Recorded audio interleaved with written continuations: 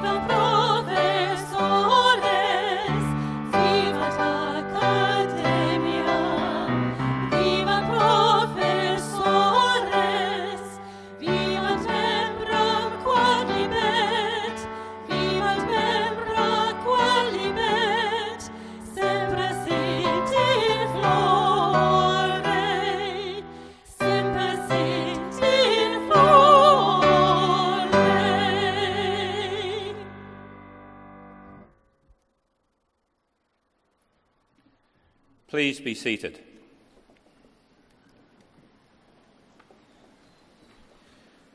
Ina waka, ina mangawhakahi, ina taiwha, tēnā koutou katoa.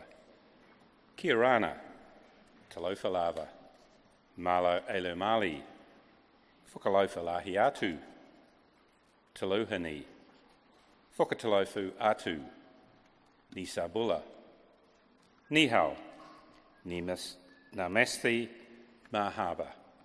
A very warm welcome to this graduation ceremony, the second of two here in Wellington today. The Massey University graduation season takes place in April and May in Auckland, Manawatu and Wellington, and we have our final ceremonies for the year in November in Manawatu. Can I start by acknowledging fellow members of the Massey University Council, the academic staff and other distinguished guests on the stage with me today. In addition, I acknowledge the professional services staff and in particular the members of the Campus Graduation Committee and Events Team staff who have done a great job in organising today's ceremony. My name is Chris Kelly and I'm a very proud Massey graduate. At the ceremony we have 260 graduating, 47 of you with master's degrees and 3 with a doctoral degree, the highest qualification our university offers. Among the doctoral graduates are 2 staff members, Mark Bradford, a senior lecturer from the School of Design, and Patricia Thompson, a lecturer from the Institute of Education. We have a total of 650 graduating today, and by the end of the year, Massey will have produced an additional 6,000 graduates, which brings our total active alumni family around the world to close to 140,000.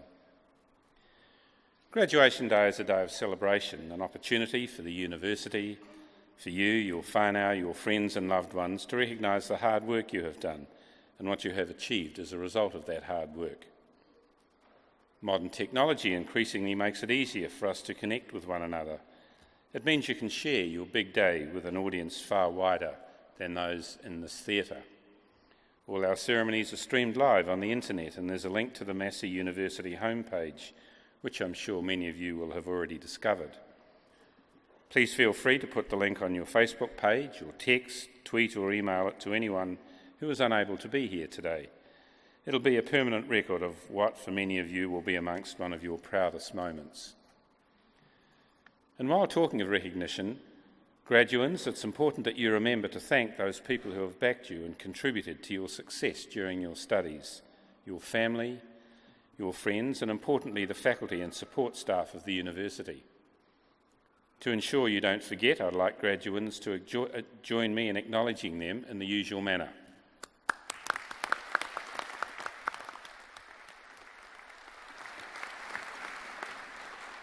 And for everyone in the audience, please feel free to loudly applaud and congratulate each of the graduands as they cross the stage.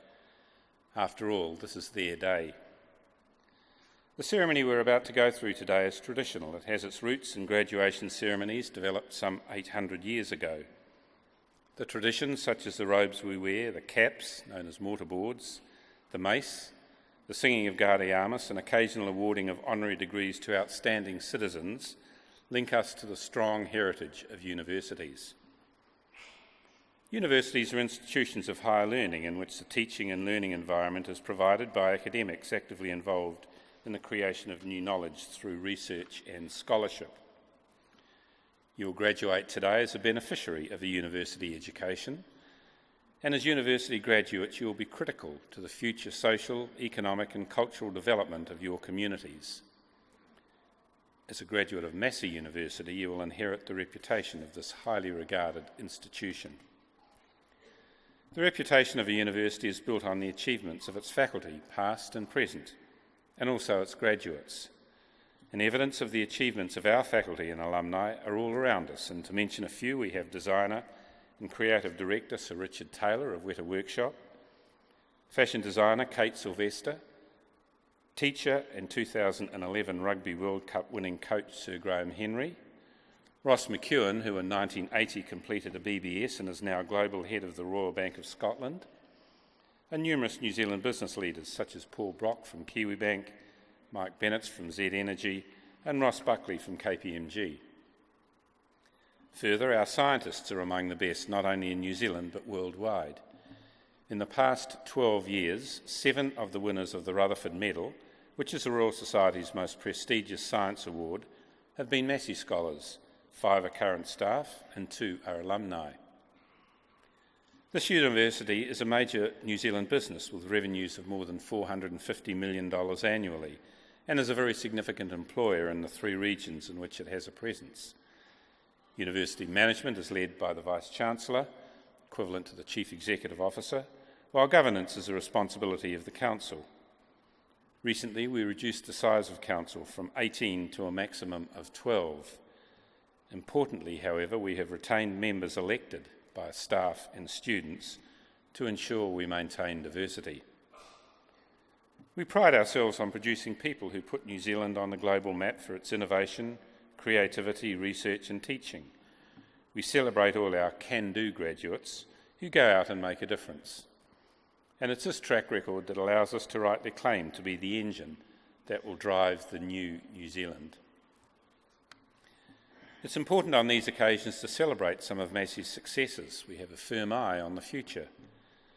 Last year we experienced growth in enrolments, including international enrolments, bucking a trend that's seen a number of other universities struggle to meet their targets. In part, of course, this is demographics, because outside Auckland the number of school leavers is forecast to stabilise, or in some cases decline. This year we have an opportunity for further growth, but the competition is intense. However, one of the advantages Massey has in its globalisation agenda is that we're a diverse university with a broad range of strengths. There are many ways in which our strengths complement each other. For example, design, arts and humanities have obvious links. Science, agriculture and food production do also, and they in turn link to teaching and research in nutrition and health, both human and animal. And of course, business innovation is relevant across all these fields. Our diversity in campuses and modes of learning gives students options that other providers simply cannot offer. It means we can offer students lifestyle choices, the ability to study part-time while working, and in many programs, the ability to study from anywhere in the world. Our ongoing investment in infrastructure is significant and includes seismic strengthening of all buildings that required it in Wellington and Manawatu, the opening of student accommodation for the first time in Auckland, and the stunning upgrade of the historic Sir Geoffrey Perrin building at Manawatu. And these are only the highlights. Many other buildings have been refitted and repurposed, and there's more to come. The Massey Wellington campus, with the slogan "Think Differently," is the home of the College of Creative Arts and is also the home of some of our key specialisations, such as the Centre for Public Health Research, the Sleep-Wake Research Centre, the Maori Health Research Centre, the Centre for Small and Medium Enterprise Research, Disaster Research and the National Centre for Tertiary Teaching Excellence. An extensive refurbishment of the Wellington Campus Library was awarded top prize in the education category of last year's annual Wellington Architectural Awards. And 2 weeks ago, the College of Creative Arts' new staff office space, Te Whare Pukaka, won top prize in the education category of the same awards. Massey is proud to lead the way in the design of innovative teaching, learning and working spaces. Key developments for the Massey Business School, represented by graduates here this afternoon, include the new programs such as the Master of Analytics and the Bachelor of Business and Retail Management. And in relation to that latter degree, we've appointed Jonathan Elms to the Sir Stephen Tyndall Chair in Retail Management. The Business School secured funding for 2 additional endowed chairs. A donation from business consultant, philanthropist and Massey University alumnus Matthew Abel provided partial funding for the MSA Charitable Trust chairs in marketing and finance. The inaugural appointees are Professor Harold Van Heerd and Professor Ben Marshall, respectively. And in November, the outgoing Warehouse Group Chief Executive, Mark Powell, signed on as the school's first Chief Executive in Residence, a position that will see him serve as a liaison between the university and the business community, a guest lecturer, a mentor for students and strategic consultant to the business school's executive team. Some of the highlights of the College of Health, also represented by graduates here this afternoon over the past year, include Distinguished Professor Paul Moen being appointed as a member of the International Academy of Partnership Global Food and Nutritional Think Tank. The think tank aims to reduce the number of chronically malnutrition children and address the challenges posed by the planet's rapidly growing human population. Professor Annette Huntington became the first New Zealand member of the Council of Deans of Nursing and Midwifery for Australia and New Zealand to be elected as Deputy Chair. Professor Richard Archer led a new $16.6 million food engineering research project which brings together engineers and scientists from universities and Crown Research Institutes to improve profits for New Zealand food producers. Distinguished Professor Harjinder Singh was awarded the 2015 International Dairy Foods Association Research Award in Dairy Foods Processing, and he was the first recipient from outside of North America to receive such an honour. He was also awarded the Fellowship of the United States Institute of Food Technologists for outstanding contributions to food science and technology. Some of the many highlights of the College of Sciences over the year include a team from the Bachelor of Engineering students winning the Engineers Without Borders national competition for the 4th successive year. Associate Professor Murray Cox from the Institute of Fundamental Sciences was awarded the 2015 Visiting Fellowship from St John's College, University of Oxford, and admitted to the Senior Common Room. This award was separate from the University of Oxford's Fellowship, also awarded to Dr Cox, as part of the Association of Commonwealth Universities Titular Fellowships scheme. Distinguished Professor Gavin Martin from the Institute of Natural and Mathematical Sciences was chosen as the American Mathematics Society McLaurin Lecturer for 2016 and will serve on the International Council for Science Committee on Freedom and Responsibility in Science. Associate Professor Jane Goodyear from the School of Engineering and Advanced Technology was made a Fellow of the British Institute of Engineering and Technology. It's important that people recognise the ongoing value of learning and tertiary qualifications in a world where the nature of employment and types of jobs people do is changing rapidly. This means those who succeed will be those who have learned, how to adapt, and how to adopt. Congratulations to all of you who have taken up that challenge to be where you are today. You will graduate proud of your achievement, but also honoured by the reputational mantle that you have inherited. I challenge you to go forth as Massey alumni, to make your own contribution, to grow your own reputation, and in doing so add further to the proud heritage you are now part of. And as part of your journey, we anticipate many of you will come back to us as you face the never-ending quest to keep your skills and knowledge up to date. And you can be assured that Massey will be there to meet that need, whether it be through a course of full-time study or part-time through our world-class distance learning program. Finally, I would urge you to stay connected with your alma mater and your university family through our active alumni association. Congratulations, continue to work hard. Remember, your journey is just beginning, and never forget to enjoy yourselves and those around you. Tēnā koutou, tēnā koutou, tēnā koutou katoa.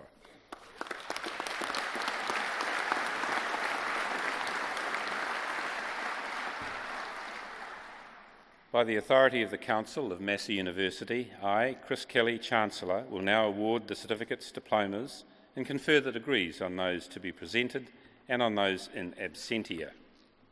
Chancellor, the Associate Head of the School of Communication, Journalism and Marketing will present to you graduates and recipients of diplomas in the Massey Business School.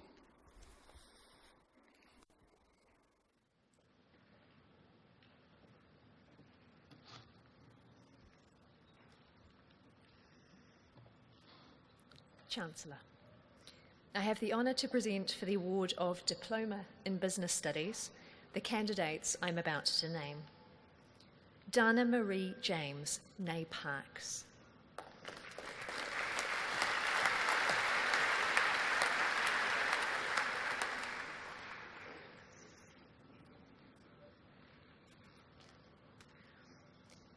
Damien Jane Wells.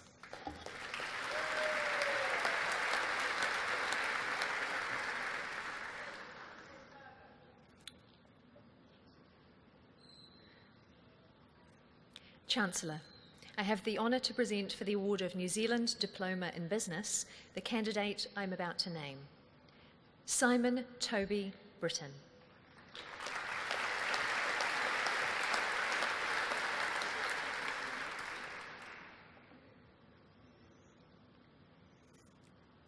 Chancellor, I have the honour to present for graduation in the degree of Bachelor of Accountancy the graduands I'm about to name. Stacey Marie Joyner.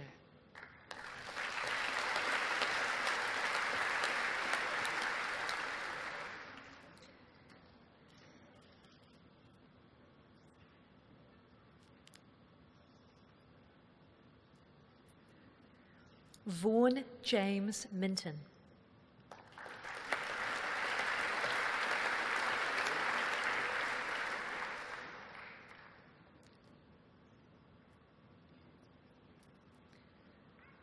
Nicholas Wayne Stacey.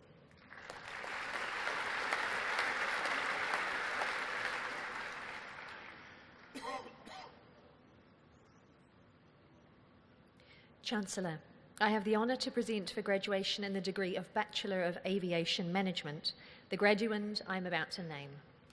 Michael John Lambden.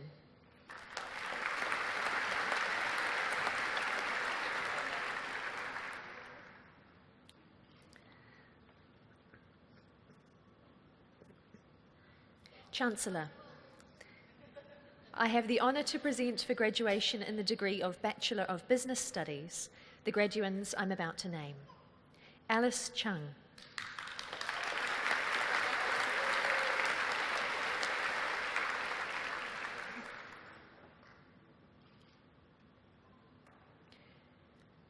Joshua Samuel Coolan.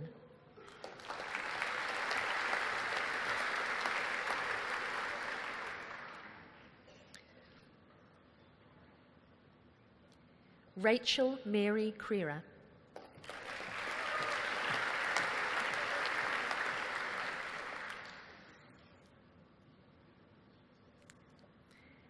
William John Dabbs.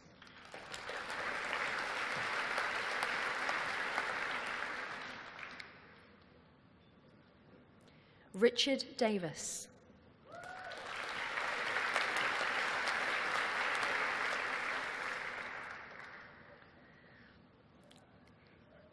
Tiffany Rosanna Day.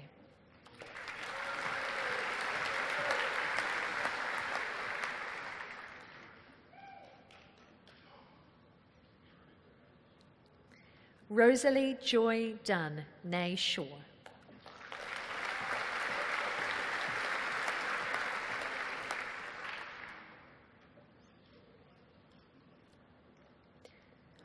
Emma Louise Gibson.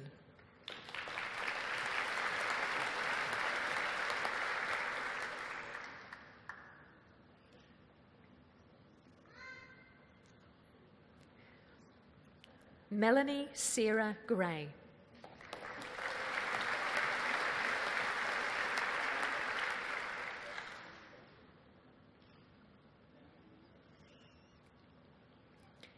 Lindsay Hill.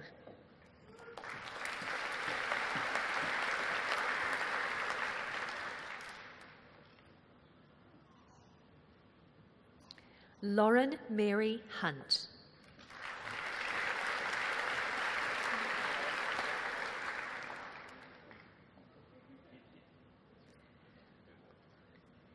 Benjamin James Ingram.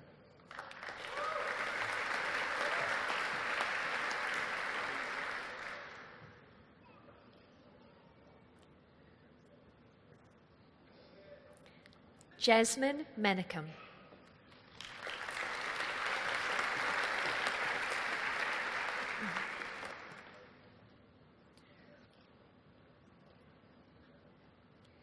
Danielle Tumairangi Maraikura.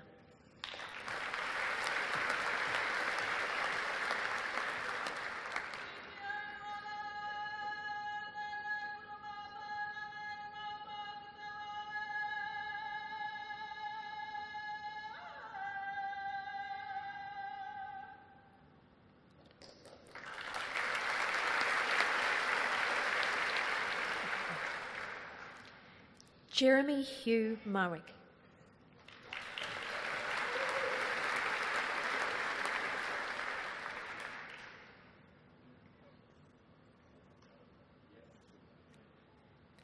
Kerry Lee McFadden.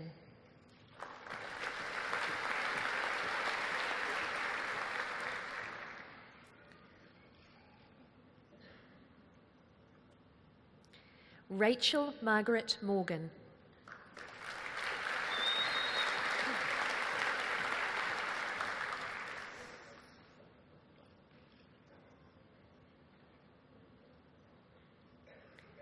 Chris Anthony Nilsson.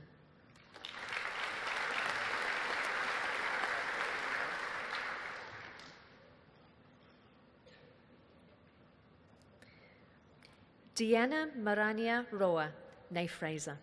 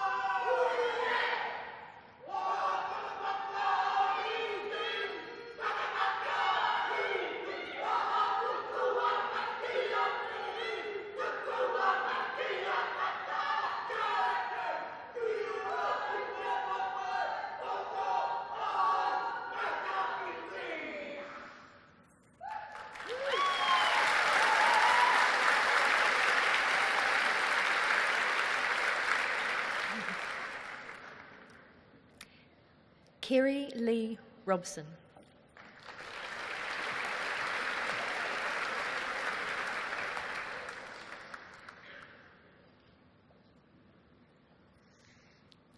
Jared Craig Strong.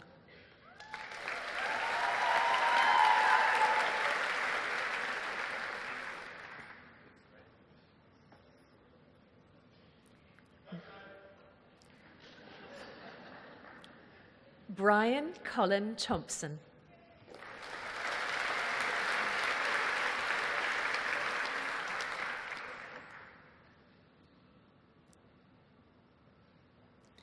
Gillian Lisa Thompson.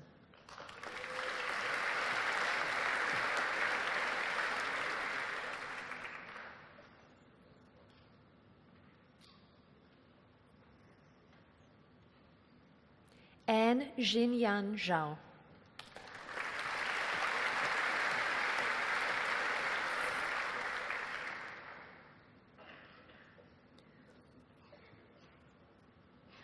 Chancellor, I have the honour to present for graduation in the degree of Bachelor of Communication the graduands I'm about to name. Bridget Grace Acton.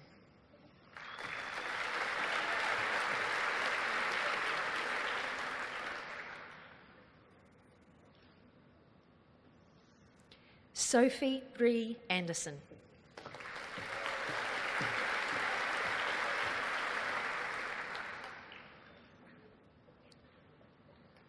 Rebecca Santina Ashcroft.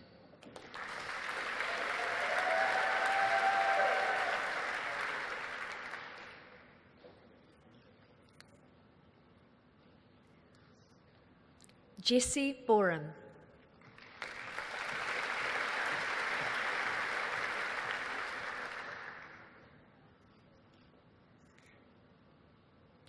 Abigail Hiromi Burns.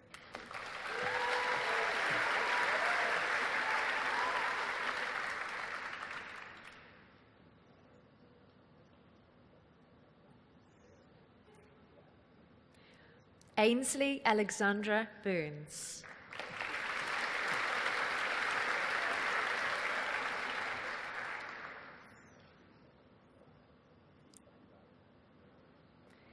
Nikki Carmichael.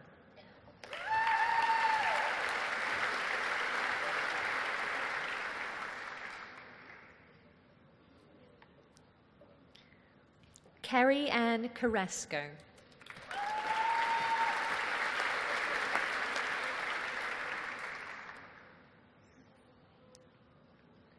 Amanda Grace Cooper.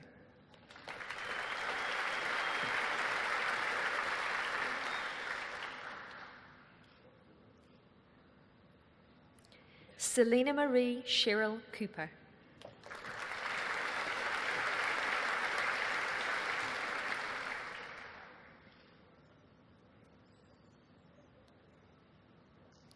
Natika Wikitoria Erueti Satish.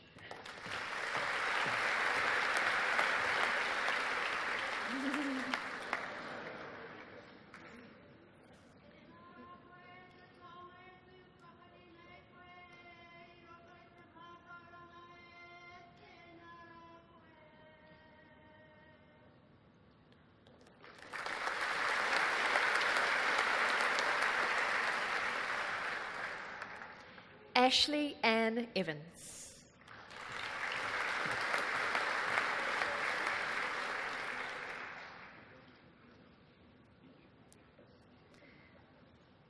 Amy Louise Forsyth.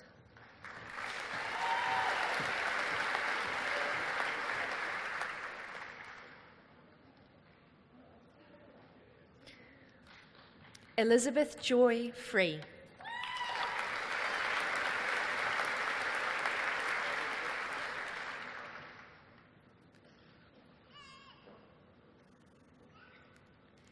Paris Madison Frost.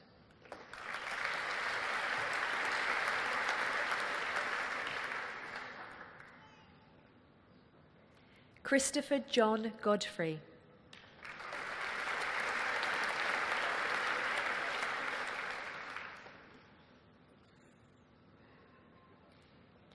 Audrey Frances Tutton Hill.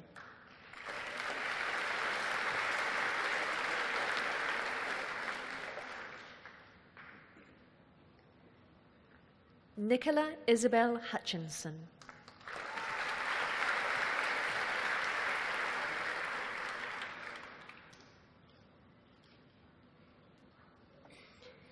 Kendra Alexandra Jeffrey.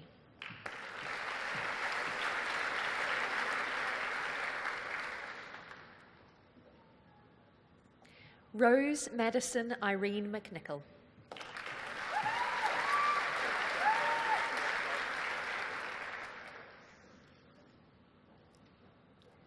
Bailey Marie McKercher.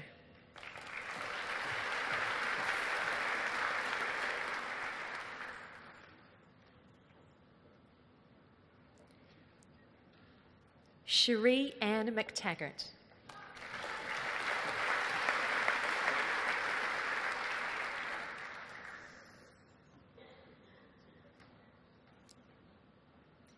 Lauren Marie Moes.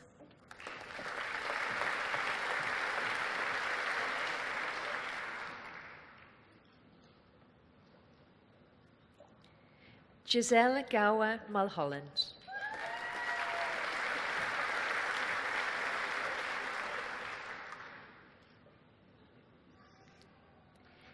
J. Taylor Nelson.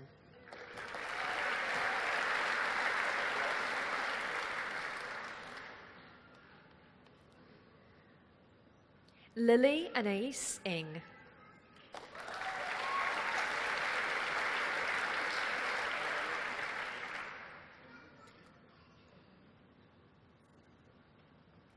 Gemma Elizabeth Nolan.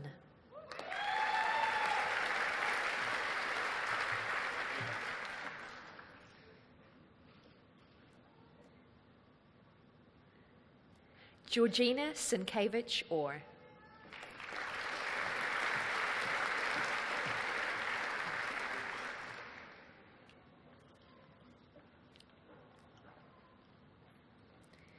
Monique Parry.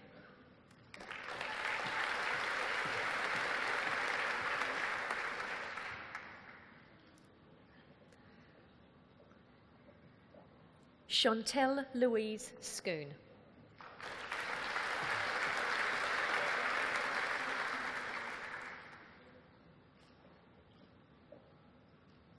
Laura Ellen Shipley.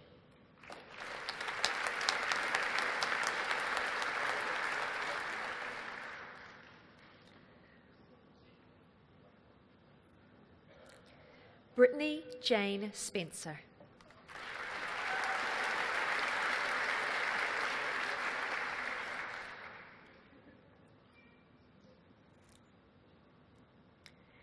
Beatrice Amy Taylor Massey Scholar.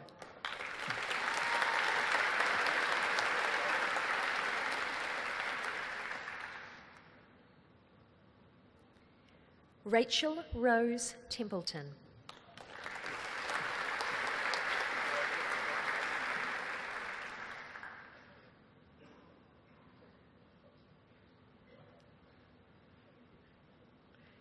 Jourdain Victoria Wilson.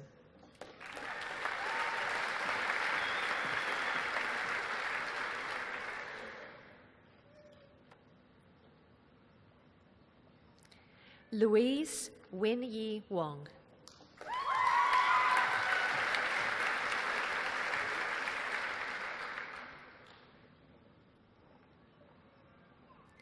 Annabelle Rose Wrigley.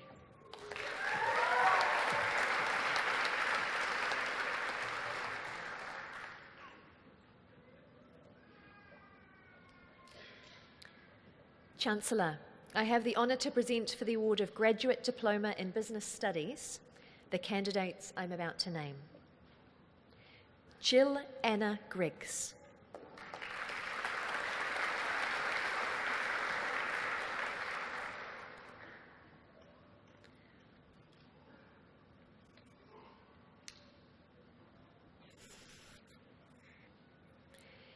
David Richard Lucas.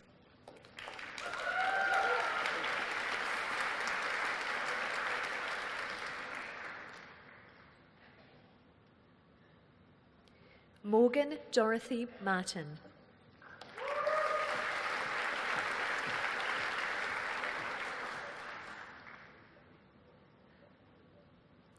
Matthias Hans-Werner Zuschlag.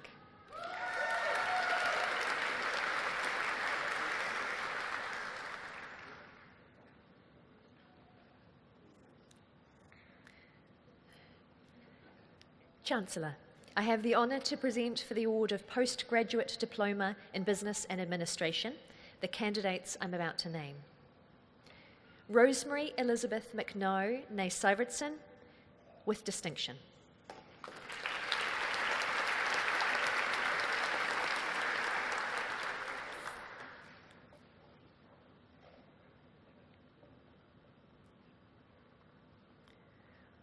Justine Louise Ray.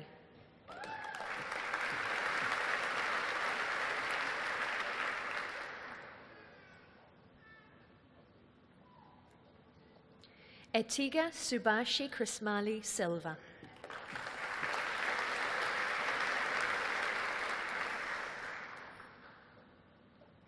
Kirsten Jane Stevens.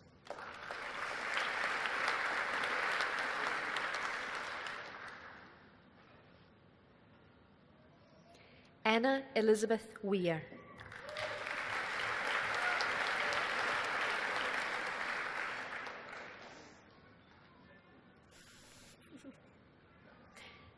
Chancellor, I have the honour to present for the award of Postgraduate Diploma in Journalism the candidates I'm about to name. Briar Chantel Layla Babington.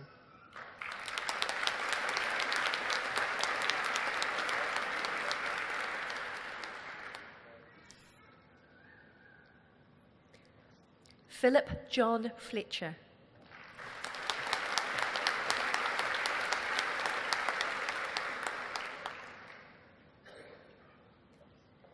Georgia Lucy Forrester.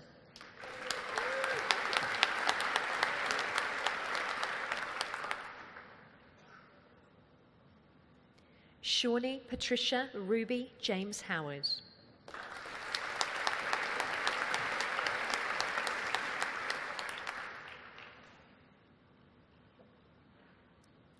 Adele Pauline Redmond.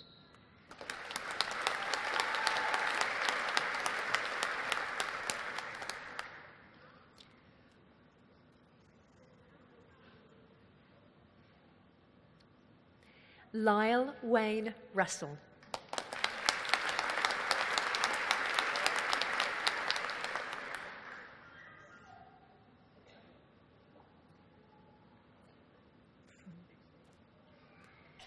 Jeremy Stewart Wilkinson.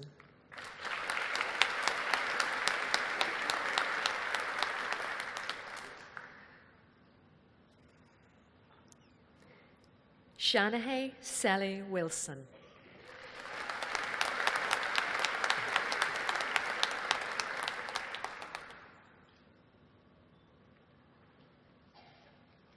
Chancellor, I have the honour to present for graduation in the degree of Bachelor of Communication Honours the graduands I'm about to name.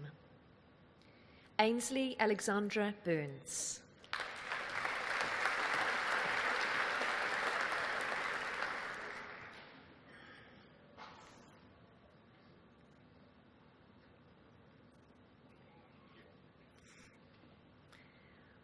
Lelena Takina Taito, First Class Honours.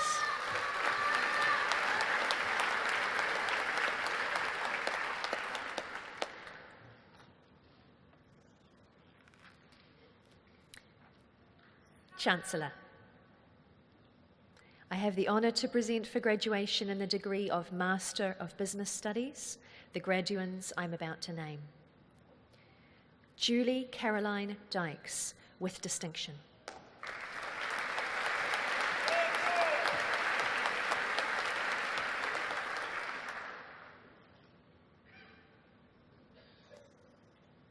Joni Ann Grima, First Class Honours.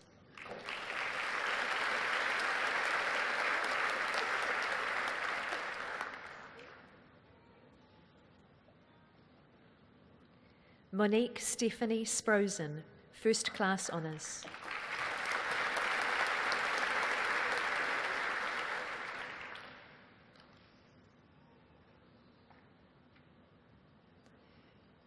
Chancellor, I have the honour to present for graduation in the degree of Master of Journalism the graduands I'm about to name.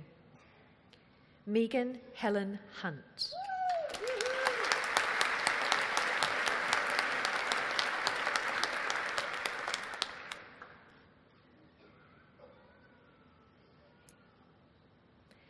Marva Moayed.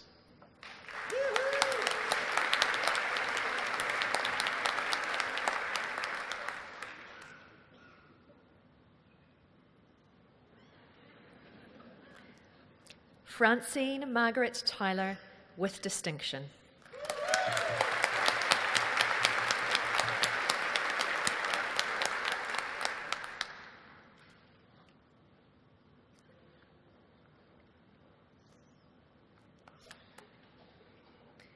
Chancellor, I have the honour to present for graduation in the degree of Master of Management the graduands I'm about to name. Candice Apaloo Mariner.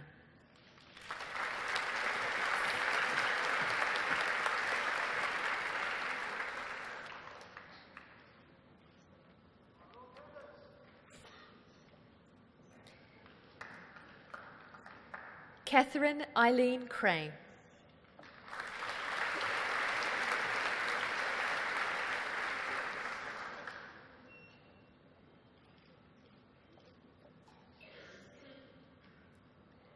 Jennifer Denise Fellows.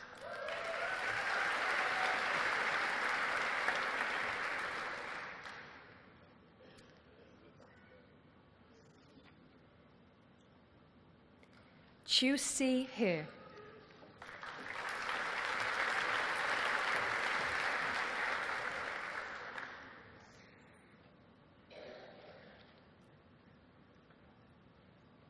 Michelle Jane Hyder, with distinction.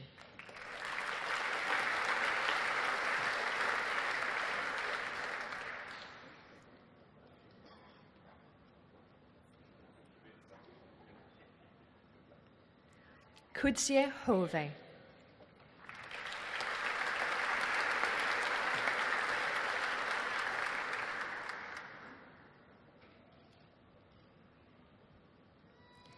Hao Yue Hu.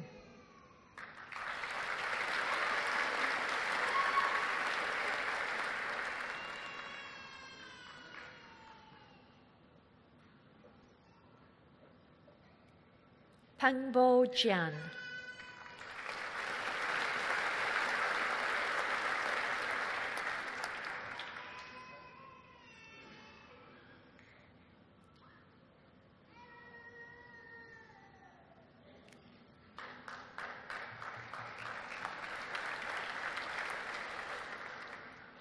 Tarina Roca MacDonald.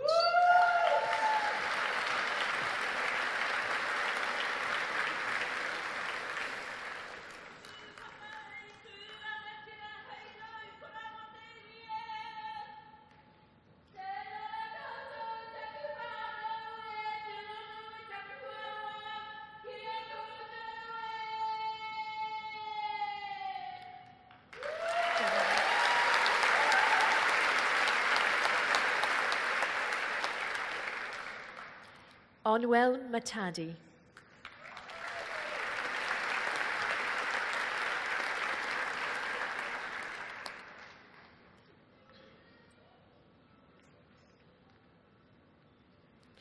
Colin James Meehan.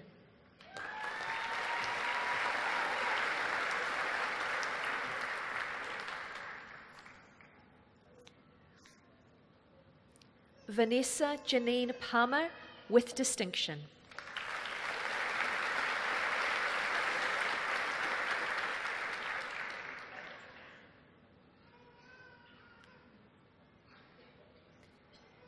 Joanne Marie Rowe, née O'Neill.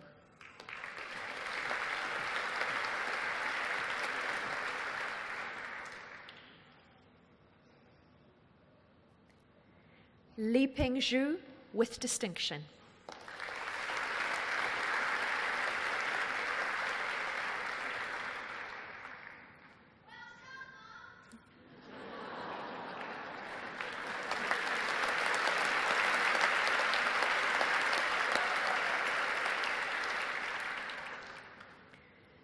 Jinghui Zhang.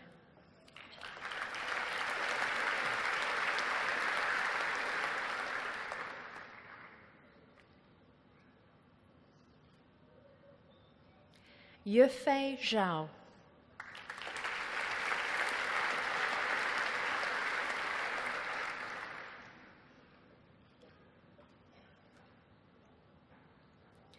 Chancellor, I have the honour to present for graduation in the degree of Master of Philosophy the graduand I'm about to name.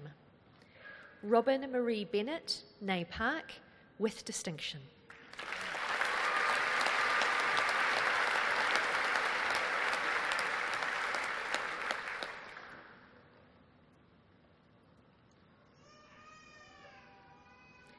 Chancellor, the degrees are also conferred and diplomas are also awarded to those who are in absentia.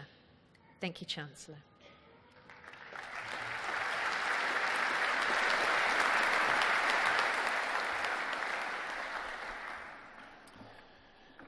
We will now proceed with the conferment of degree of Doctor of Literature honoris causa.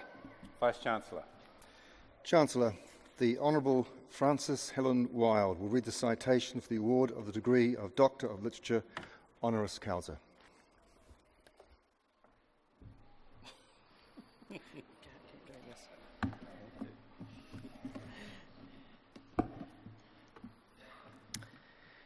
Chancellor, I'm privileged to read this citation in support of the award of Doctor of Literature honoris causa to Diana Goodman.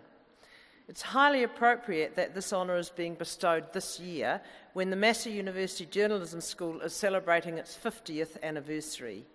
Diana, an outstanding international journalist and an outstanding New Zealander, was an early graduate of the journalism course delivered by Wellington Polytechnic, which later became part of Massey University.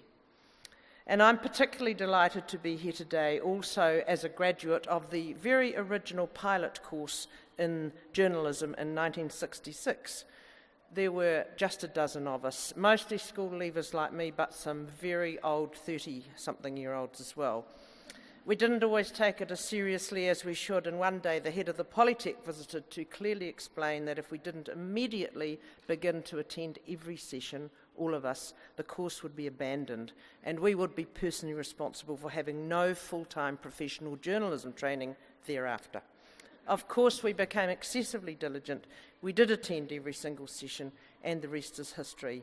There are now fully fledged degree and postgraduate studies available, bearing no comparison to that one-year course. Chancellor, I think congratulations are due to Grant Hannis and all current and former staff of the school who received a special accolade at the Canon Media Awards last week, which noted the phenomenal contribution Massey University Journalism School has made to our media over the last 50 years. Although that half-century makes me feel like the oldest living inhabitant, at least I can claim something in common with this afternoon's honorary doctor. Diana received her early education at Lytton High School in Gisborne and then Samuel Marsden Collegiate College here in Wellington before enrolling for the course. In looking at her achievements, it's clear that one of her key characteristics is persistence, a good trait in journalists. It was especially important back when she began her career because then many of our senior colleagues, most of whom were male, just assumed that a girl would want to work on the women's page. And don't laugh, you journalism graduates, there was such a thing in those days. While some young female reporters had to do some really hard talking to be assigned to the perils of court reporting or even the elevated realm of the business page, Diana made what in retrospect was a smart decision. She took off to the Cook Islands to begin her career. She did return, first to the Dominion and then to what was then the New Zealand Broadcasting Corporation. However, in 1975, she made another good career choice and moved to the much, much bigger market of Britain.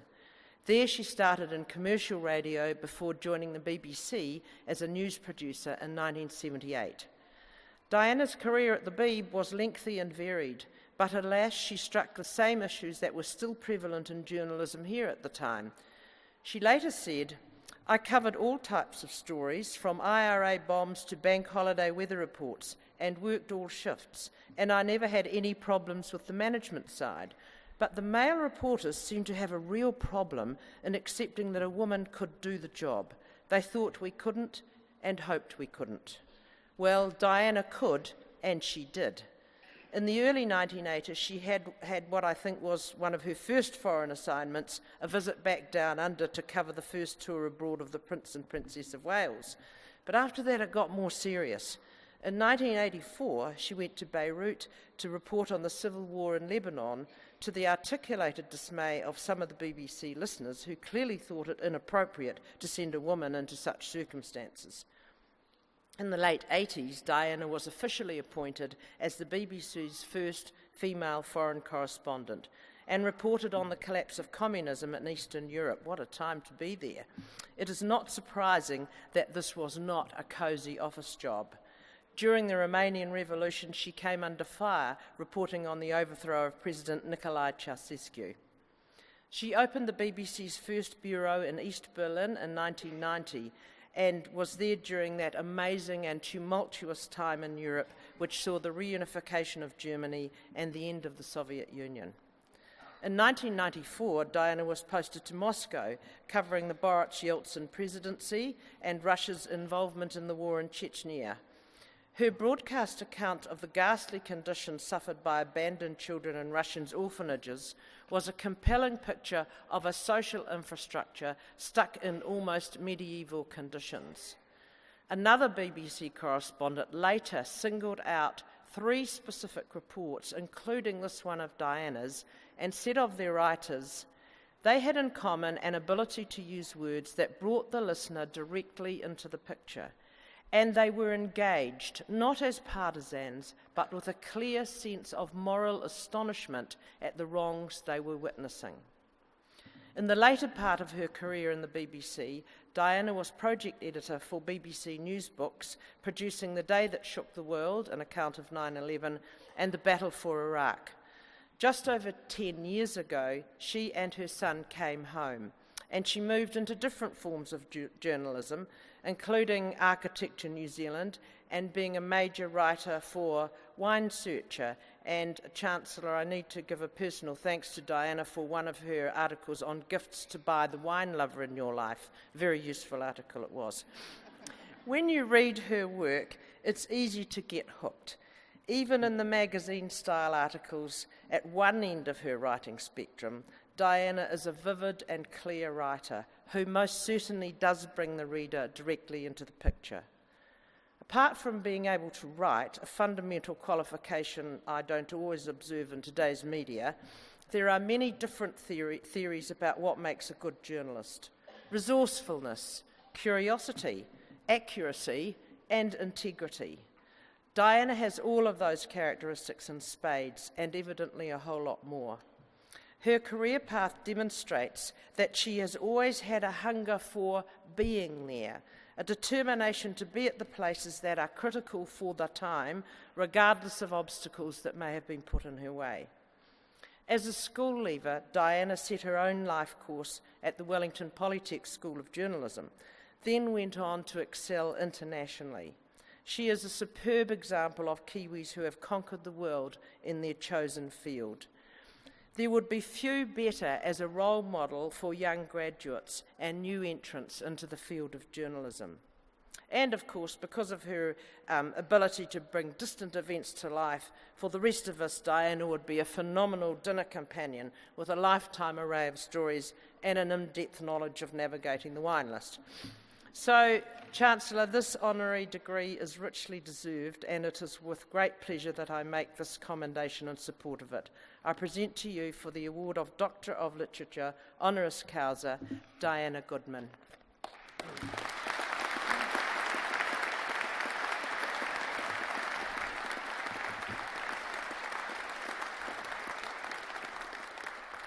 Perfect. Come this way. Come this way. Come out to here, Diana.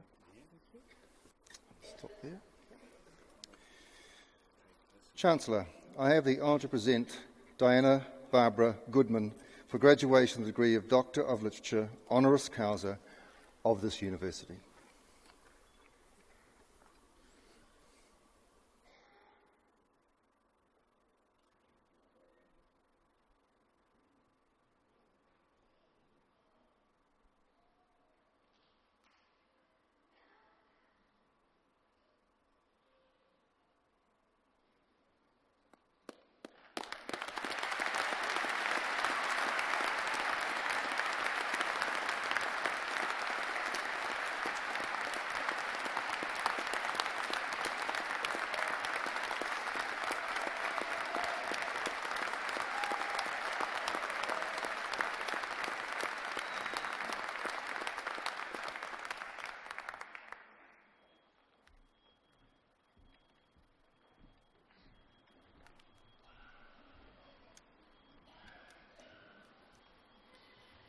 It is now my great pleasure to invite Dr. Goodman to address the graduands. Well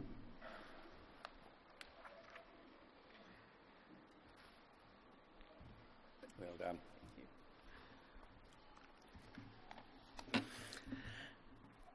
The Chancellor, the Vice-Chancellor, members of the faculty, distinguished guests and graduates.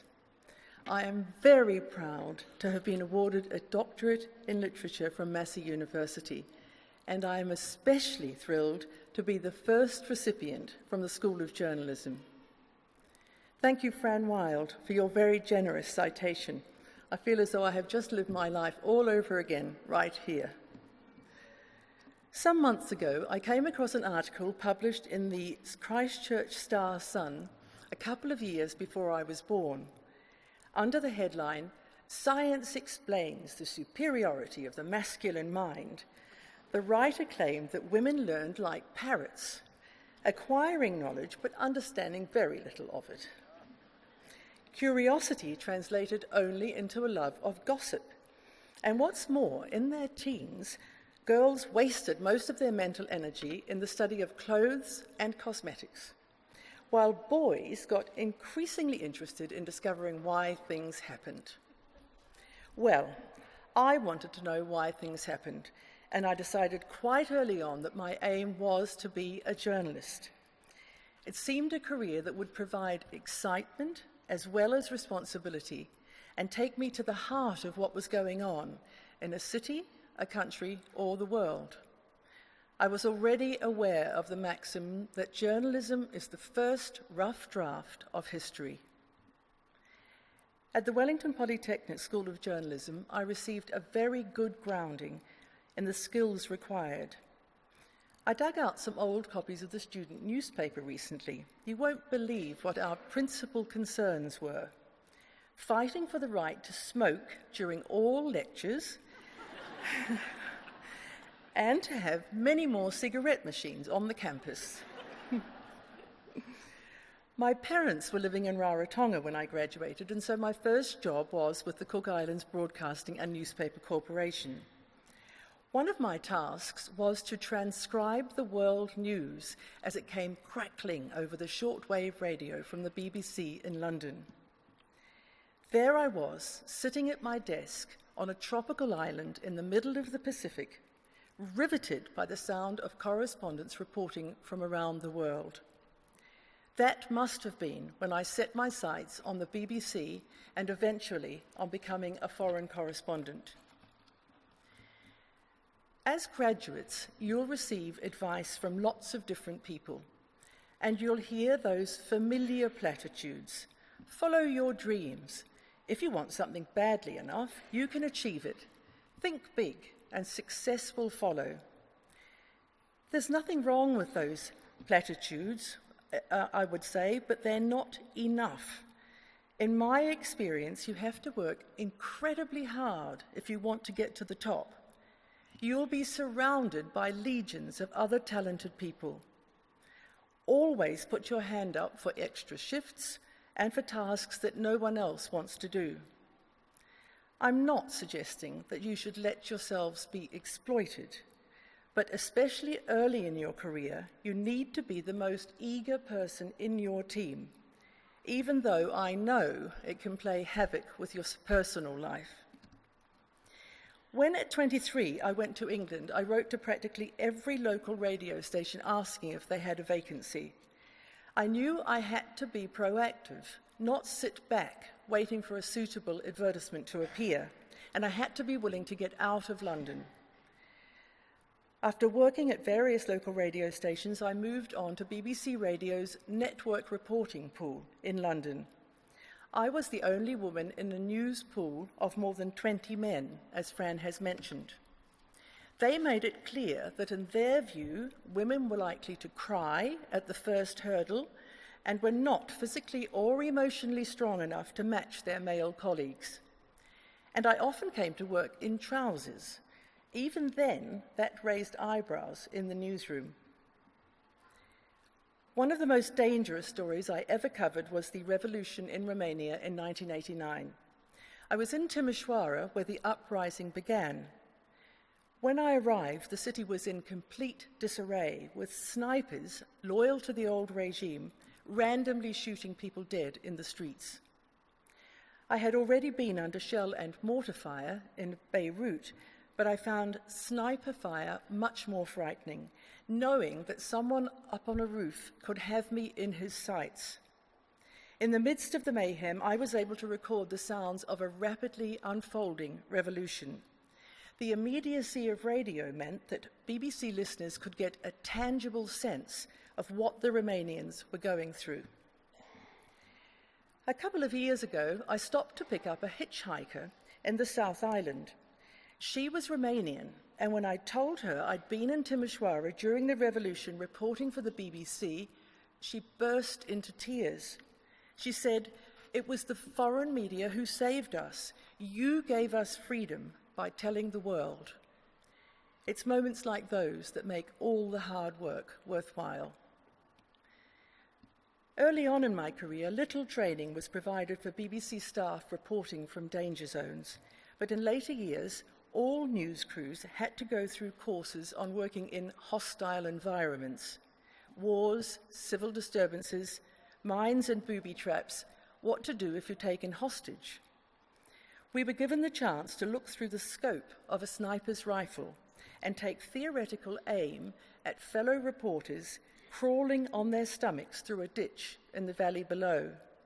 They couldn't resist looking up, and that single flash of a face or someone's eyes was enough to make them a target. We also learned that, unlike in the movies, car doors or brick walls do not provide protection from a machine gun. Sandbags in front of a building work best. George Orwell once wrote, "Journalism is printing what someone else does not want printed. Everything else is public relations." All of you graduates here today, whatever your subject, have a responsibility to demand that the local news media put money into investigative journalism at all levels of society. There's a tendency today to denigrate journalists and journalism. For example, Donald Trump, when challenged, rants about lies, deceit, viciousness, disgusting reporters, horrible people. And even those who should know better accuse the media of being biased and under the control of dark forces. I believe passionately that there are wonderful journalists out there doing everything they can to bring the truth to their audiences. In some countries, they must risk their lives to do so. To the journalism graduates among you, I would say, if you run up against a brick wall, keep going. And make sure that when you're interviewing people, you really listen to what they say. Why can be a pivotal question. Given the chance, most people want to tell their stories, and you have the opportunity to give a voice to those who don't normally have one. I was privileged to be present as the Iron Curtain vanished, East Germany ceased to exist as a state, and the Soviet Union, Czechoslovakia, and Yugoslavia broke up into numerous new countries. Of course, I have met world leaders, but it's the ordinary people that I remember best. Heartbroken miners on strike in the north of England who knew they would have to cross the picket lines and go back to work for the sake of their suffering families. A labourer in Murmansk above the Arctic Circle where there's no daylight at all for 6 weeks of the year. He was crazy about the Welsh singer Bonnie Tyler. Could we ask her to write to him? A retired teacher in the home village of Mikhail Gorbachev, who taught the former president as a child. She was poverty-stricken, barely able to survive on her meagre pension. On hearing about her plight, the owner of a motorcycle shop far away in Sydney, Australia, was moved to send her regular payments. But the largest response I ever received followed my report on the plight of handicapped children in a bleak Russian orphanage. By that time, I was a mother myself, and it nearly broke my heart to see them kept in cold, inhumane conditions with little treatment and no stimulation. Some, unable to feed themselves, starved to death. Donations poured into the BBC from all over the world. Of course, there will always be letters of complaint. One man wrote to me persistently because he couldn't stand the way I pronounced war. Another thought he could definitely detect a whiff of a German accent. On the other hand, I received numerous proposals of marriage, including from a pharmacist in Hull, a Jewish cantor in Berlin, and, bizarrely, from a number of doctors in different parts of Africa. When I first started out in broadcasting at the NZBC in Napier, the senior producer said that I would never have a voice suitable for radio. I believed he was wrong. My message to you graduates is, never be discouraged by someone saying no. Your generation is going to be working for a long time, perhaps 50 years, and we can't even imagine how much the world will change in that time. What I do know is that loving your job makes life much, much easier. Try to retain a moral compass, compassion, and a strong interest in humanity. In other words, try to care about what you do. I have had a wonderful life and a thoroughly fulfilling career. I wish all of you the same. Thank you.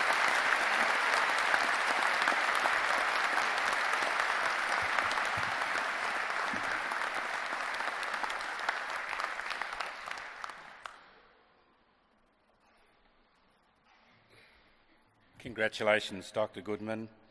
Thank you for your wonderful address. You're certainly a great role model for our graduates. And thanks to the Honourable Fran Wild for the citation as well.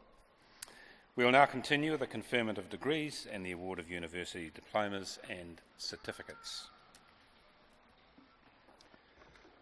Chancellor, senior lecturers in the School of Sport and Exercise and the School of Nursing will now present to you graduates and recipients of diplomas and certificates in the College of Health.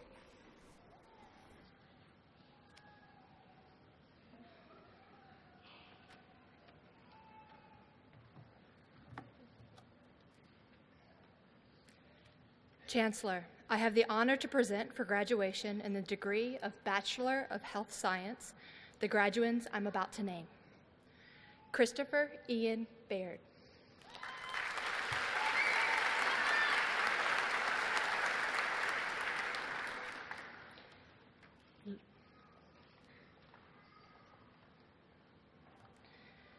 Lydia Barrington.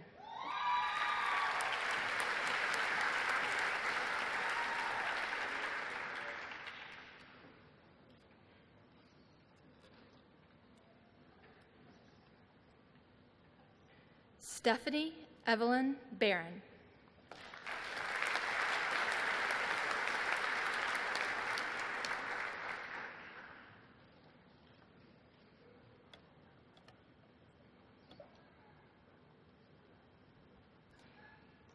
Caitlin Jean Boyd, Massey Scholar.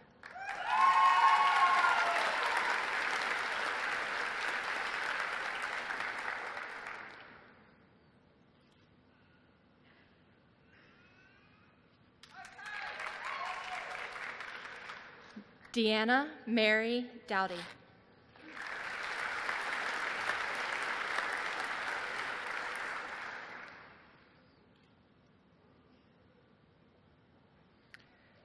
Tessa May Finnegan.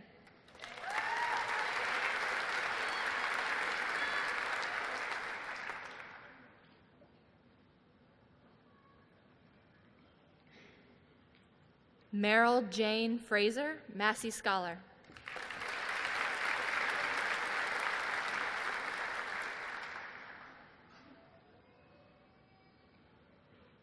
Anna Marie Hobman.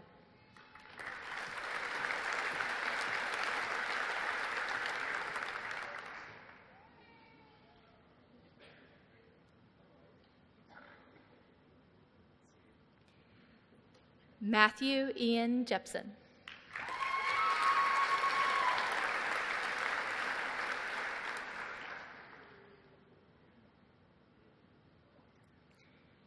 Harrison Patrick Lamb.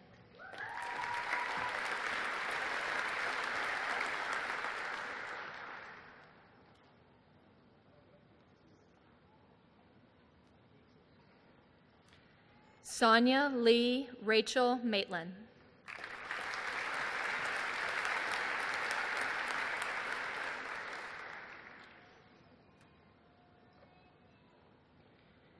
Gwyneth Bongawe Mdwaha.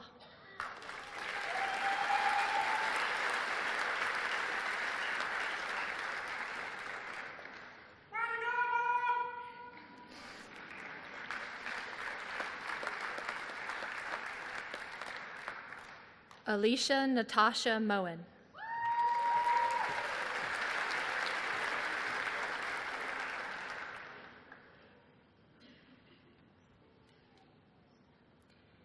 Catherine Louise Ng.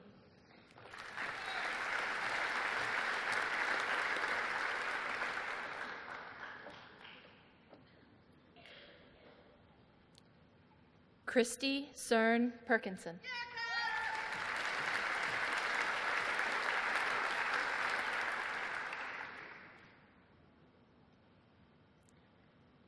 Haley Elizabeth Plew.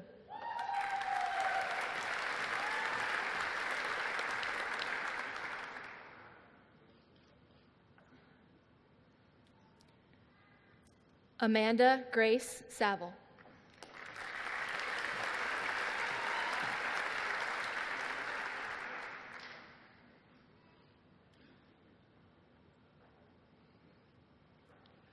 Mary Jo Obani Senior.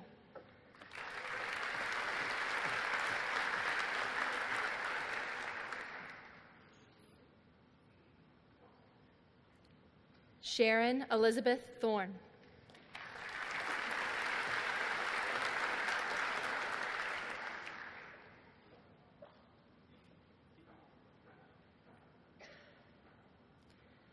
Tyler James Wickham.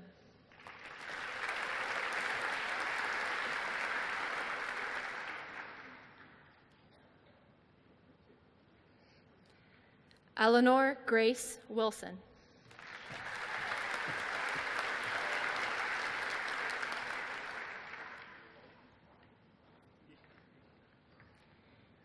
Chancellor, I have the honor to present for graduation in the degree of Bachelor of Nursing the graduands I am about to name. Courtney Alexander.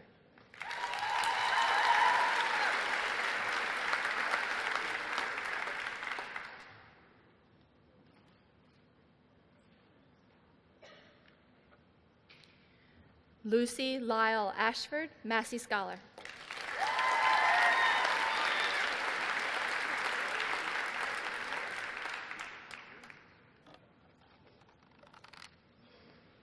Georgina Elizabeth Barber.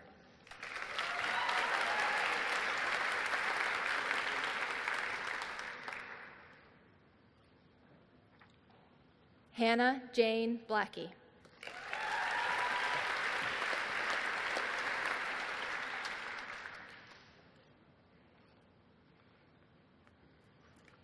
Charlotte Anna Brown.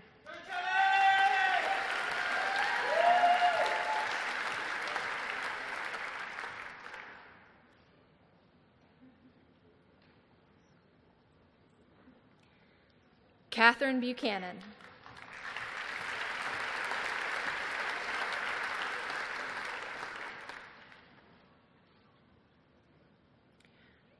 Roxanne Daisy Buchanan.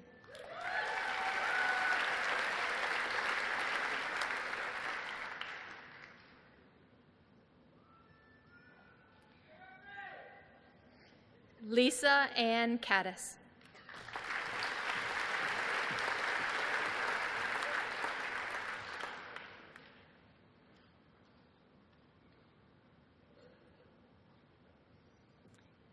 Allison Jane Calder.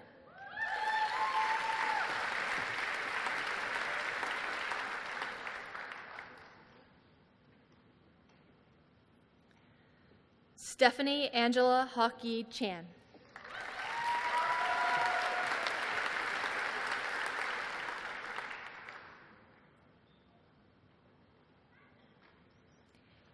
Haley Marie Cleaver.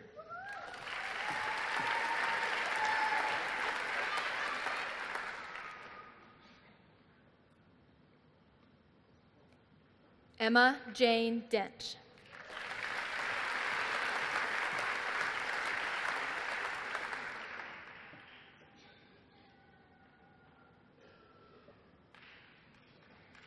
Victoria Eileen Dixon.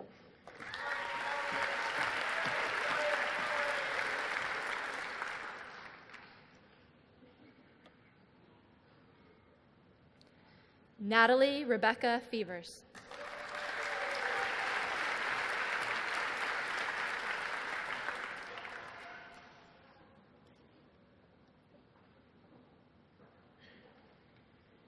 Sarah Elizabeth Fisher.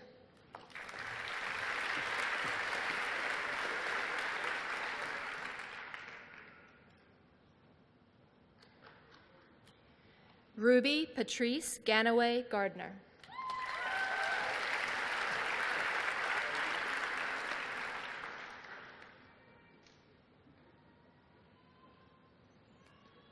Alexandra Ann Geddes.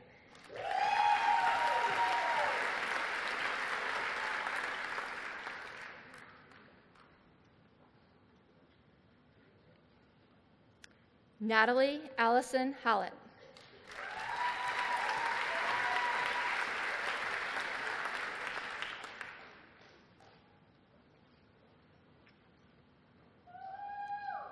Rosamay Hawken.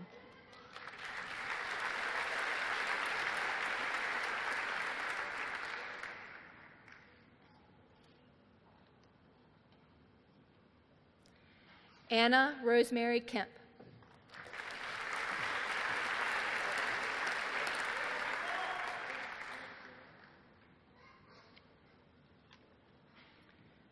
Sasha Rose Lawrence.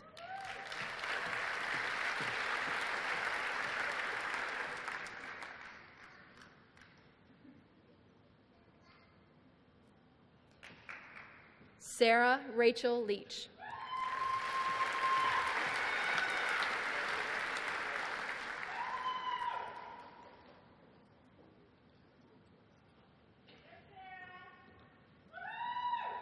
Christopher Philip Lindsay Connolly.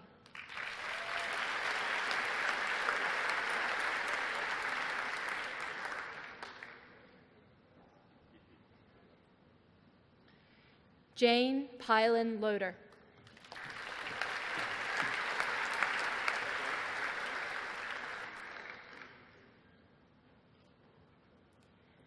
Gretchen Sarah Lummis.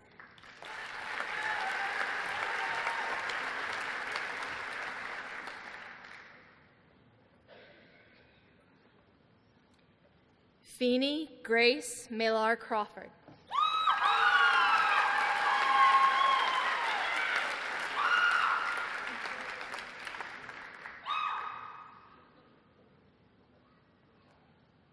Amy Renee Marshall.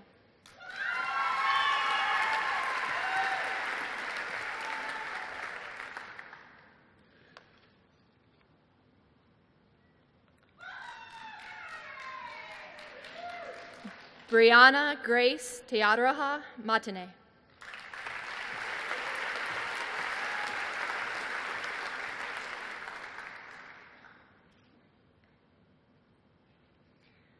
Louise Marie McDermott.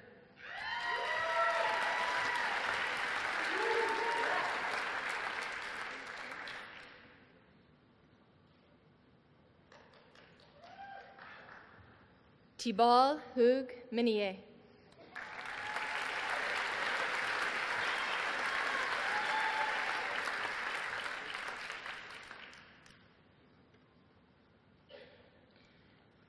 Katharina Margarita Maria Anna Minzink.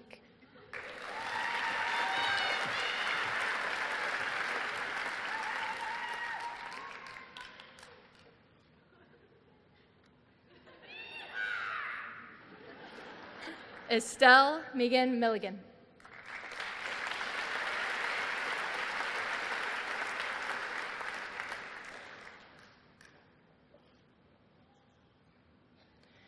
Julia Claire Morris.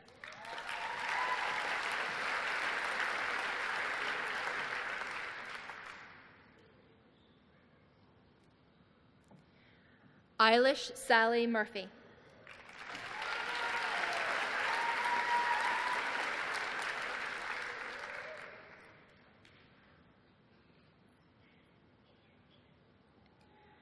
Samantha Catherine Naylor.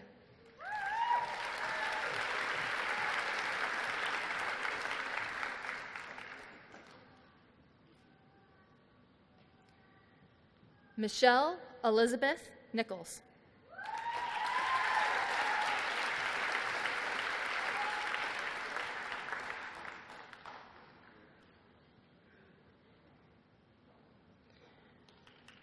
Samantha Elizabeth Louise Norris.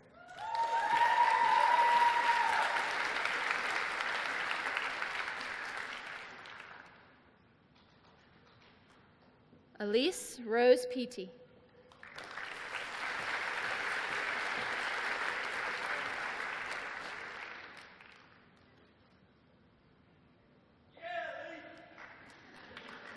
Laura Louise Pitt.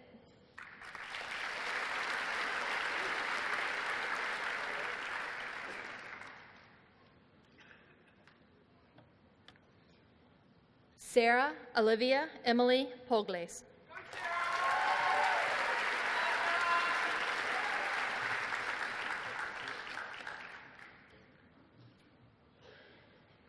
Thank you, Chancellor.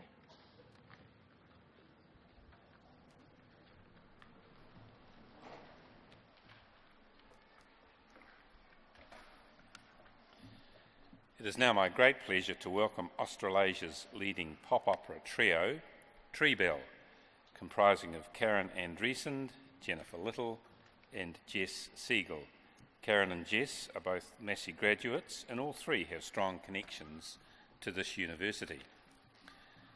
Since 2009, Treebell has wowed audiences with their take on operatic classics, musical theatre and latest chart hits. Their distinctive sound can be attributed to their tight blend of three-part harmony and original arrangements. Each has had success as a solo artist in both New Zealand and abroad. Treebell have performed to a live audience of 200,000, a televised audience of over 3 million, and have made numerous appearances in Australia and New Zealand on TV and radio. They've released 2 original singles, a musical video, 2 albums, toured throughout the country and performed at numerous corporate events, along with a supporting number of charities. In 2013, Treebell featured as guest singers in the world of wearable arts. Treebell will perform 2 songs for you today, Run by Snow Patrol and Come What May from the movie Moulin Rouge. Ladies and gentlemen, please welcome Treebell.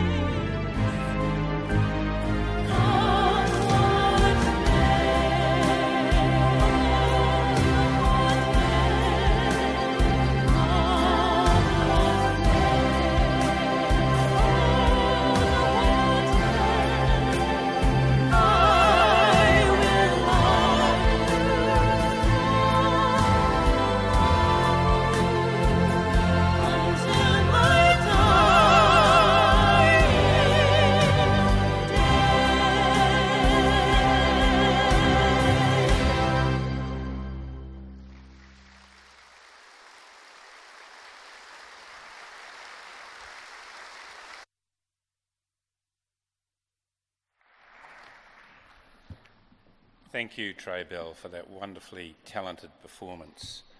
We will now proceed with the conferment of degrees and the awarding of certificates and diplomas.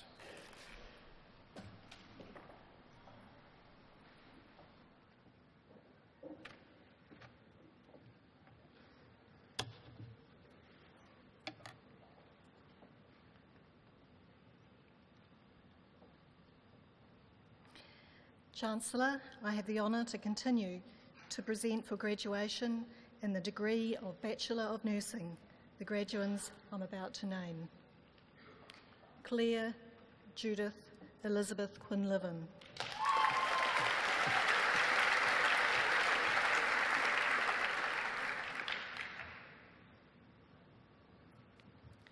Dorothy May Riddell Barnes.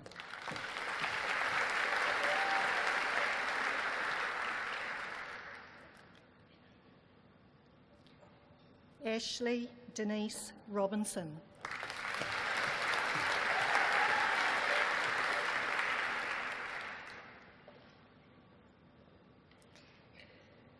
Ella Margaret Ross.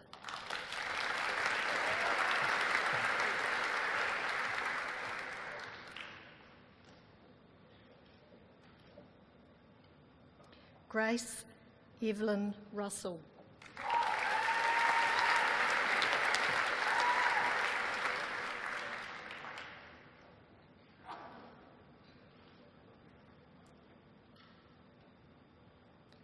Emma Joanne Sands.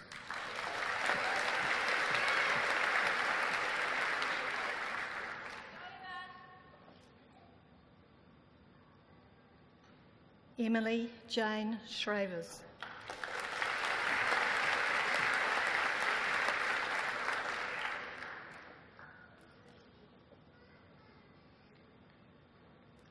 Joanne Mary Steele.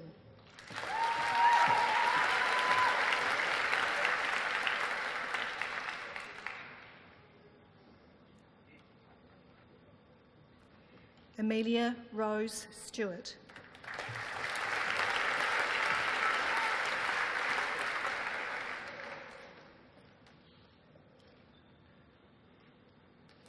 Carolyn Grace Stewart, Massey Scholar.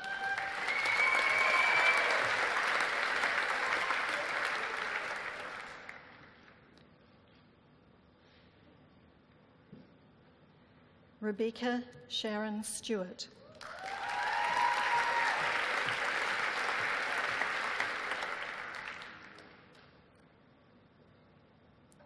Katie Lee Struthers.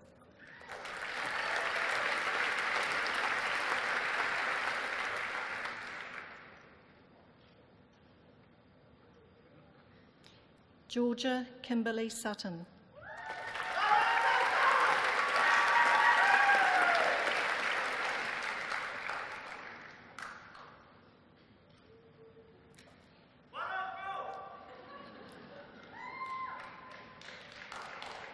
Yasmin Amy Sweeney.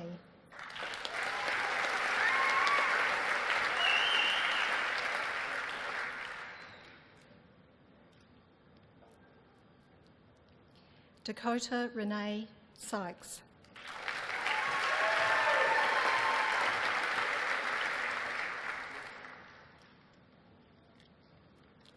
Hilary Mary Symes.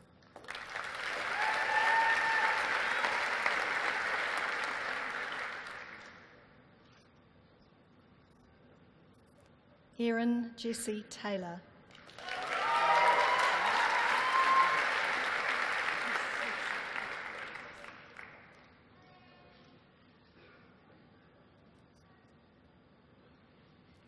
Bridie Ray Thompson.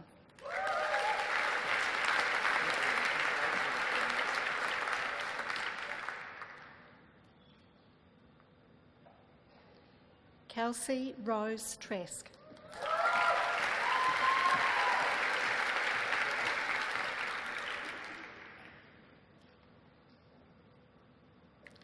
Lucy Michaela van den Borst.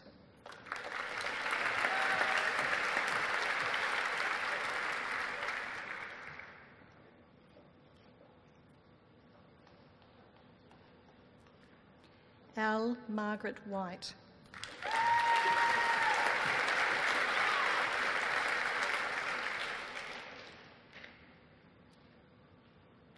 Jacinta Philomena Williams.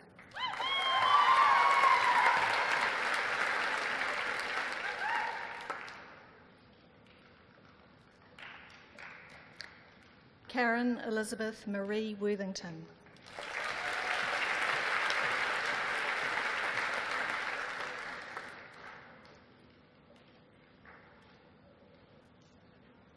Victoria Sarah Wright.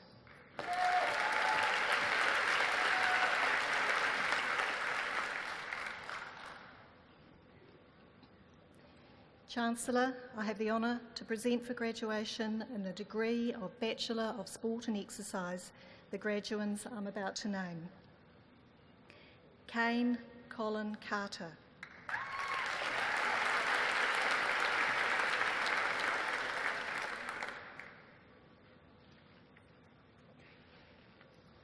Thomas Joseph Ingram.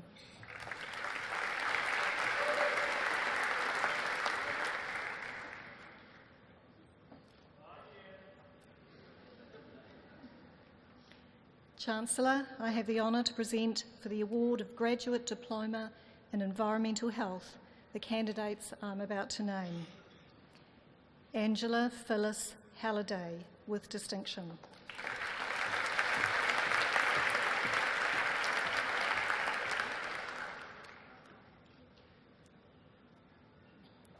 Annabelle Mary Maberly Shaw.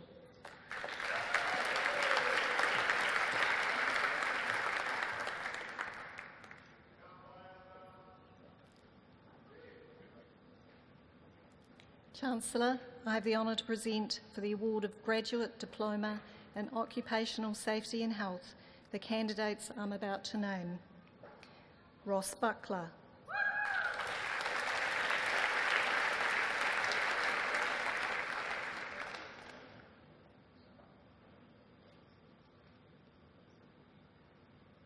Robert James Cordner.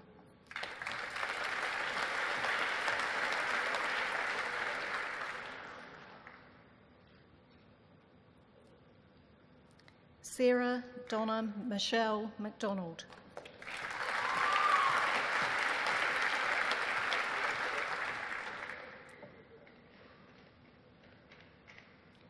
Chancellor, I have the honour to present for the award of Postgraduate Certificate in Nursing the candidate I'm about to name, Fiona Margaret Martin.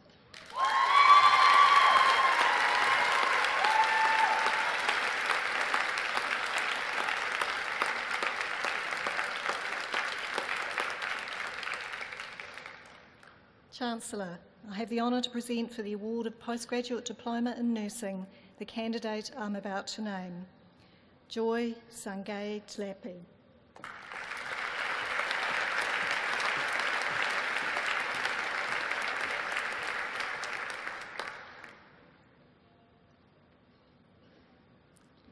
Chancellor, I have the honour to present for the award of Postgraduate Diploma in Public Health the candidate I'm about to name, Ramil Adhikari.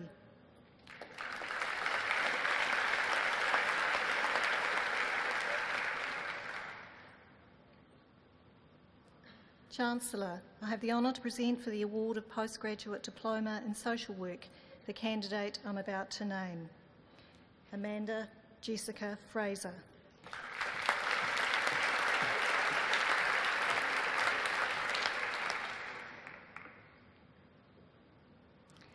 Chancellor, I have the honour to present for graduation in the degree of Master of Applied Social Work the graduands I'm about to name, Bronwyn Robin Kerr.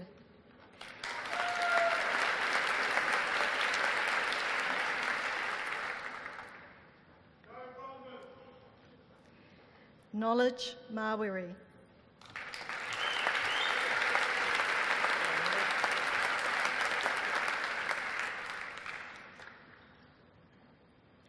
Kim Laurie Shihan, First Class Honours.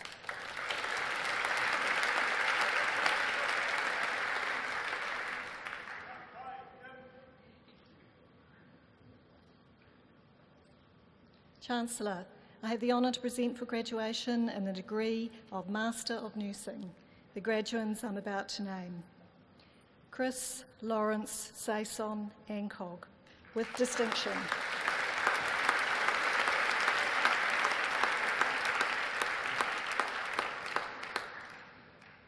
Francesca Maria Burma.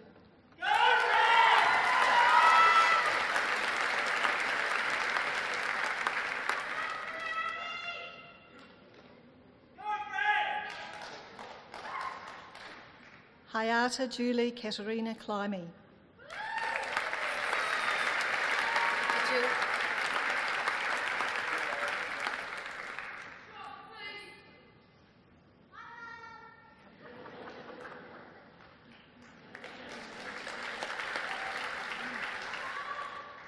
Ma'u ke Kala Felici Poata.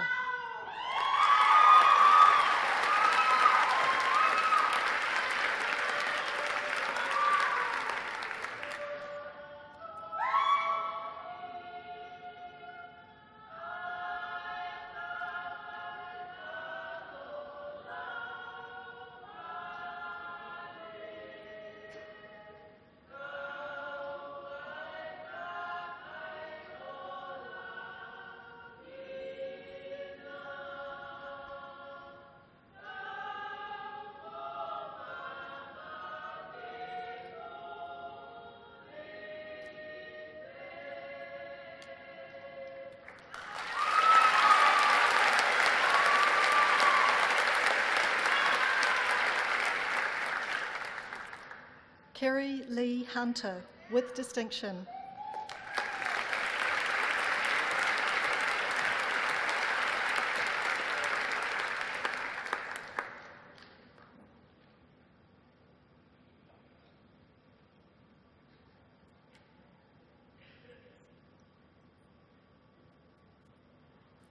Christine McClure, née Formston.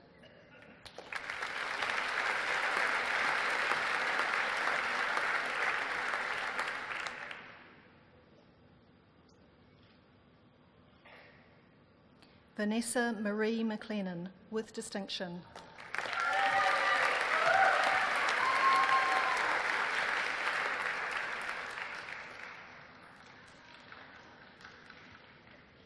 Lady Diana Lundugan Samala.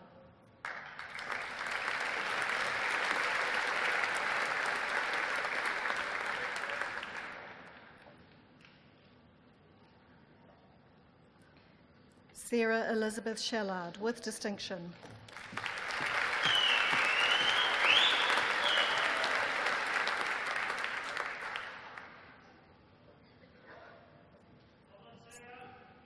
Suzanne Elaine Simpson.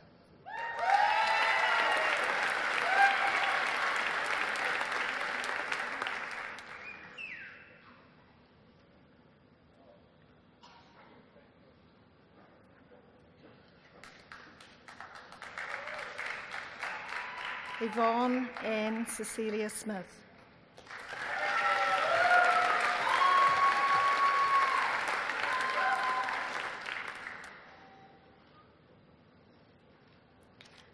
Lucille Ann Withers, née Terry.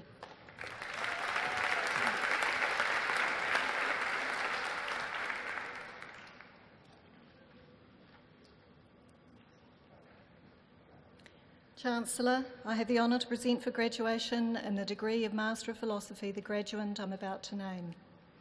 Tamsin Allison Mitchell, with distinction.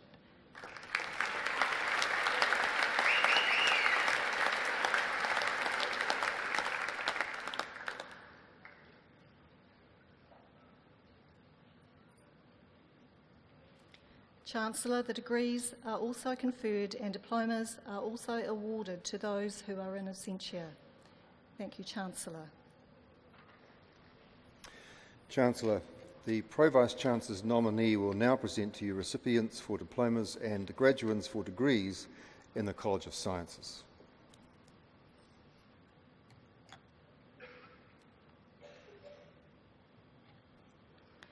Chancellor, I have the honour to present for graduation in the degree of Bachelor of Agri-Commerce the graduand I'm about to name. Shelley Elizabeth Struthers.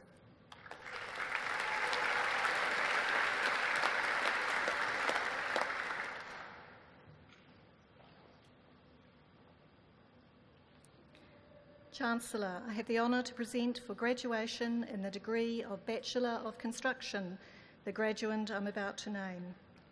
Matthew Stephen Pattinson.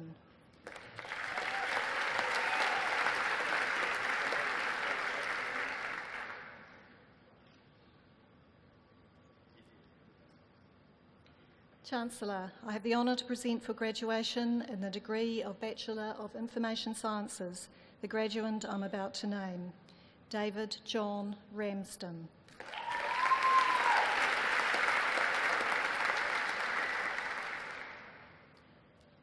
Chancellor, I have the honour to present for graduation in the degree of Bachelor of Science the graduands I'm about to name. Lisa Joan Emanuel.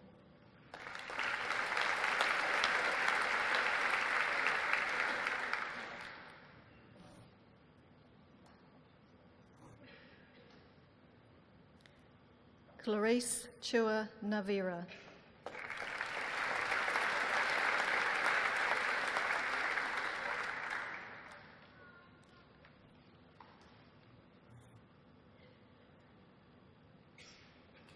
Chancellor, I have the honour to present for the award of Graduate Diploma in Science the candidate I'm about to name.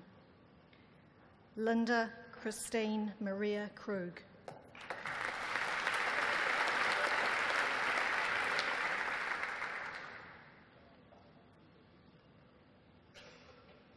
Chancellor, I have the honour to present for the award of Postgraduate Diploma in Quality Systems the candidate I'm about to name. Mahmoud Shakir Abbas Okeb.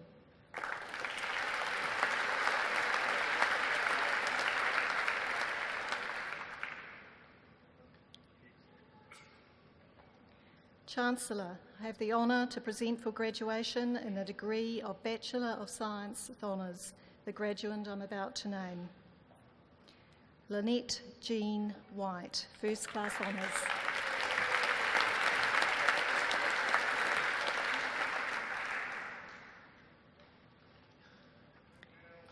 Chancellor, I have the honour to present for graduation in the degree of Master of Environmental Management the graduand I'm about to name. Heather Frances Martindale.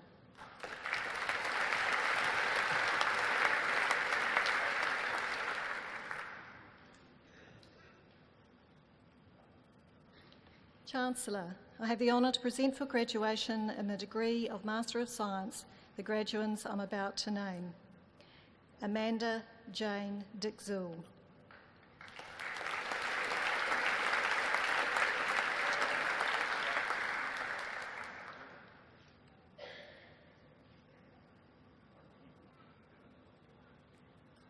Tony Larissa Gordon.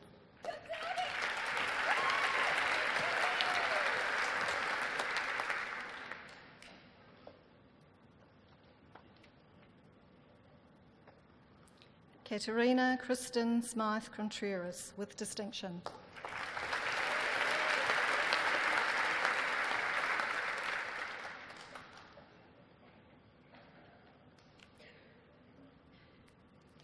Chancellor, I have the honour to present for graduation in the degree of Master of Supply Chain Management the graduand I'm about to name. Michael Alistair Blanchard with distinction.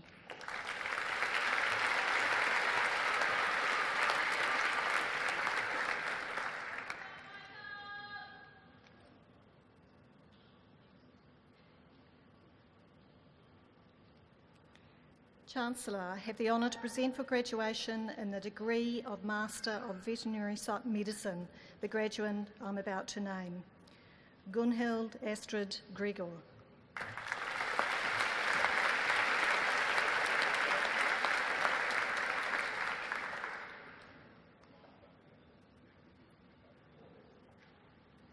Chancellor, the degrees are also conferred and diplomas are also awarded to those who are in absentia. Thank you, Chancellor. Chancellor, Professor Giselle Burns, Assistant Vice-Chancellor for Research, Academic and Enterprise, will read the citations for the doctoral graduands. Good afternoon. Our final group of graduands have been working on sustained pieces of research and scholarship on questions of major significance. Their work has been examined by international experts and pushes the boundaries of our current disciplinary thinking. You are invited to applaud the graduands as their name is read and as they also leave the stage this afternoon. Chancellor, I have the honour to present for graduation in the degree of Doctor of Philosophy the graduands I'm about to name. Mark John Bradford.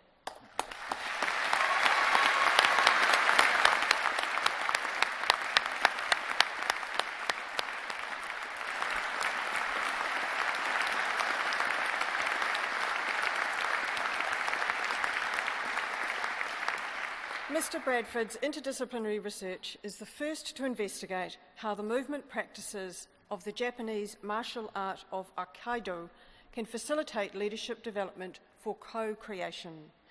His ethnographic research generated a unique conceptual framework called Biwido. This framework is an interactive experience designed to develop the relational leadership skills required to generate co-creative possibilities within social innovation projects within a design process. Please welcome Dr. Bradford.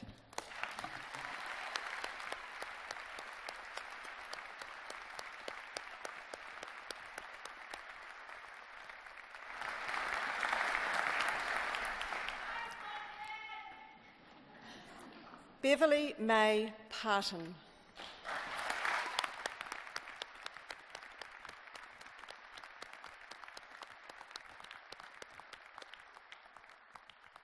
Ms. Parton explored enablers and barriers influencing urban Māori women's human right to health, informed by nursing's critical theory of cultural safety. Remembering past and present landscapes, the women imagined therapeutic landscapes of home, inauthentic identities of health risk, chronic disease or poverty, contrasted with authentic identities as mana wahine. Please welcome Dr. Parton.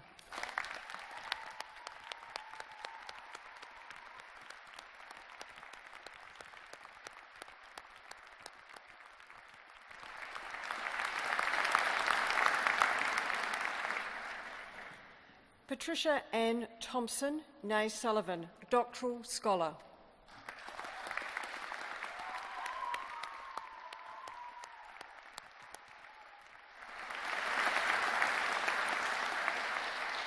Ms. Thompson examined the physical discipline of children in the context of New Zealand's so-called smacking debates arising from the controversial legislative change in 2007.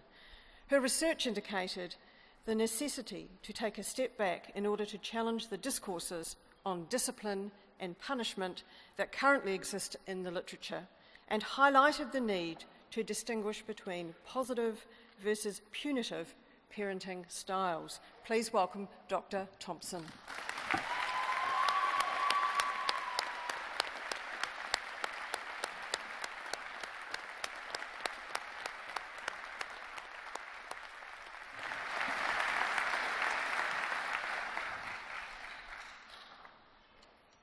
Thank you, Chancellor.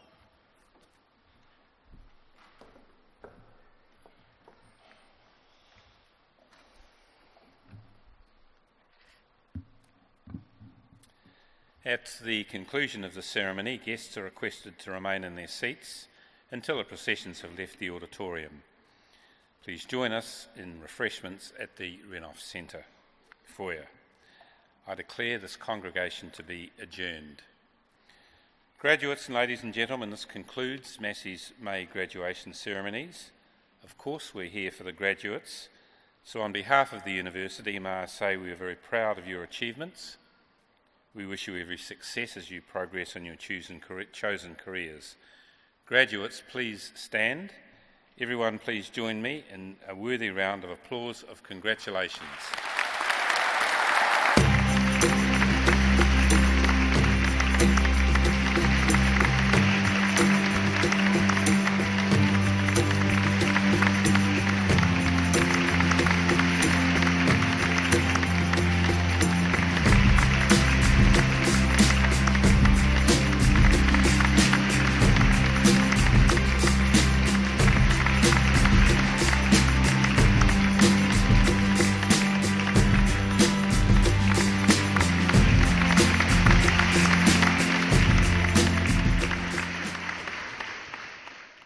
Graduates, please remain standing. We're about to be led in singing the national anthem, God Defend New Zealand, by Trey Bell, accompanied by Daniel Hales on the piano.